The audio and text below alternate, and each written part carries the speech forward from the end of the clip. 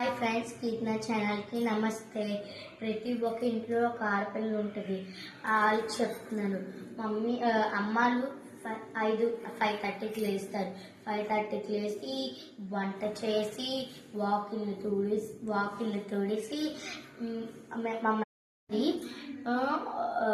బట్టలు వాష్ చేస్తుంది, ఇంకా రెడీ చేస్తుంది, క్యారేజీలు పెడుతుంది.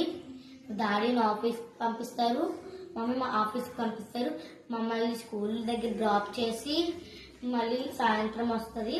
సాయంత్రం మమ్మల్ని హోంవర్క్స్ రాపిస్తుంది, స్నాక్స్ పెడుతుంది. ఇన్ని చేసినప్పుడు మన మమ్మీ అమ్మ రుణము తీర్చుకోవాలి. కాబట్టి సండే మనం ఏదో ఒక చిన్న పని చేద్దాం. ఈరోజు సండే కాబట్టి నేను ఒక చిన్న పని చేస్తున్నా. మా మమ్మీ గిన్నెలు తోమడానికి.